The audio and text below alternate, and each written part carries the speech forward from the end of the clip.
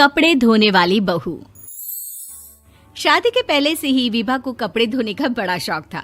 कभी नल के नीचे तो कभी तालाब के पास। अरे मेरी नीली वाली लुंगी नहीं दिख रही है।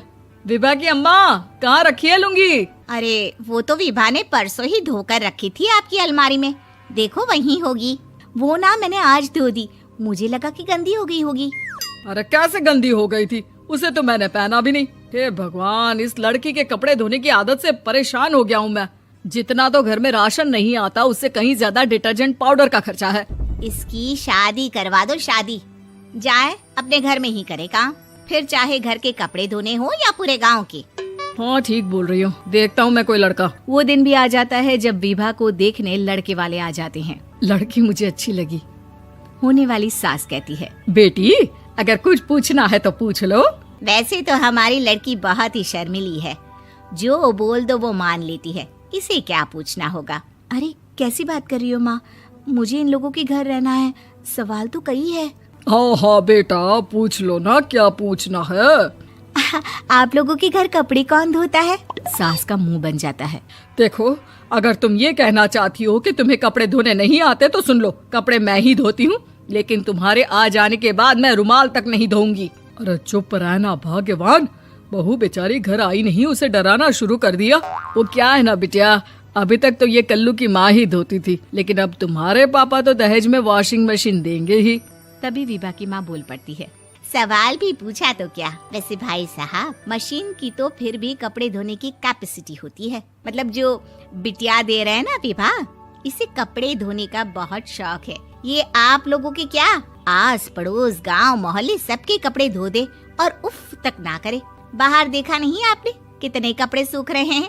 सब हमारी बिटिया ने ही तो धोए हैं। बस भी करो ना माँ, शर्म आ रही इतनी तारीफ सुनकर।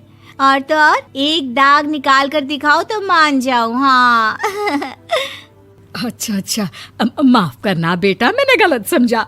हमें तो रिश्ता बहुत पसंद है। और ऐसे जुड़ जाता है रिश्ता कपड़े धोने का शौक रखने वाली विभा का। उसकी शादी हो जाती है कोयला फैक्ट्री में काम करने वाले कल्लू के साथ। शादी के बाद अचानक विभा चिल्लाती हुई सास के पास आती है। सासू माँ, अरे सासू माँ कहाँ है आप? ये तो धोखा है, धोखा दिया आप लोगों ने मुझे।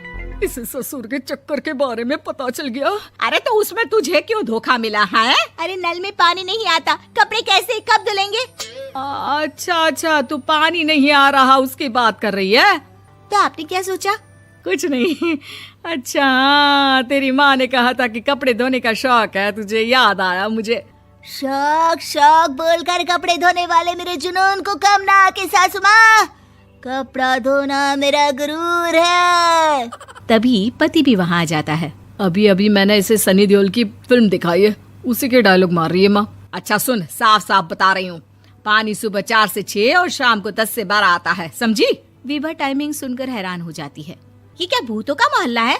सुबह 4 बजे उठकर कौन कपड़े धोता है? 4 बजे टंकी में पानी जाता है, फिर सारा दिन धोना ना, किसने मना किया? अरे कैसी बात कर रही हैं? 200 लीटर की टंकी में कितने कपड़े धो लूंगी मैं? सुबह ही उठ जाऊंगी मैं। अब क्या था, विभा सुबह 4 से लेकर रात के 12 बजे तक कपड़े ही धोती रहती। एक रोज सास पड़ोस से निकलकर कहीं जा रही होती है कि साथ वाली कहती है, हाँ कल्लू की माँ, जरा ये बताओ कि 2 साड़ी है, 2 ब्लाउज और एक पेटीकोट और एक नाड़े वाला लंबा कच्छा। हाँ तो? अरे तो क्या, कितना लोगी धुलाई ये बताओ। धोबन दिख रहे हैं हम क्या? हमारे पति सरकारी नौकरी से अभी रिटायर हुए हैं और बेटा सुपरवाइजर है कोयला फैक्ट्री में। धोबन समझ रखा है हमें? हाय रे कल्लू की अम्मा, माफ कर दो, वो तो मोहल्ले में यही सब बता रहे थे कि तुमने बहू को कपड़ा धुलवाने के काम में लगा दिया है। सास को पड़ोसन की बात सुनकर गुस्सा आ जाता है। वो घर पहुंचती है जहां घर के बाहर ही इतने सारे कपड़े सूख रहे होते हैं जितने कि किसी धोबन के घर पर। अरे ओ कल्लू की दुल्हन, बाहर निकल। माँ जी यहीं आ जाओ, बाथरूम में चादर धो रहे हैं हम। अरे अभी हम धोते हैं, तुमको बाहर निकलो। ये आस पड़ोस वाले बोल रहे हैं कि हम बहू से कपड़े धुलवा कर उसे कपड़ा धोने वाली बना दिए हैं। अरे छोड़ो ना माँ जी, किन लोगों की बातों में आती हो? आस पास के लोगों का तो काम ही होता है कि वो किसी तरह सास बहू को लड़ा दे। बहू सारे घर के कपड़े धोती है, ये क्या कम है? बोलिए। सास को भी लग जाता है कि वो बहू का ये सनकीपन नहीं छुड़वा सकती, इससे अच्छा है कि खुद ही चुप हो जाए।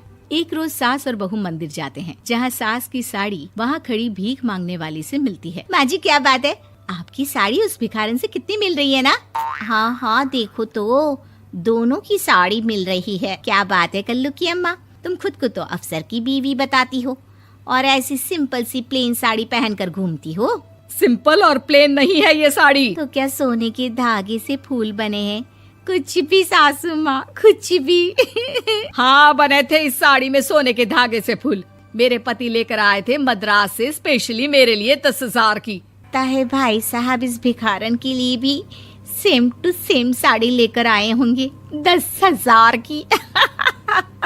सास उस वक्त तो कुछ नहीं कहती, लेकिन बहू के साथ घर आती है और अलमारी से एल्बम निकाल कर लाती है। ये साड़ी देख रही है, ये वही साड़ी है जिसे मैंने अभी पहना था। इस साड़ी में ये जो चमकदार फूल दिख रहे हैं ना, ये सोने के धागों से काढ़े गए हैं। लेकिन तू लोकल वॉशिंग मशीन ब्रश से घिस घिस कर सारे फूलों को निकाल कर साड़ी प्लेन कर दी।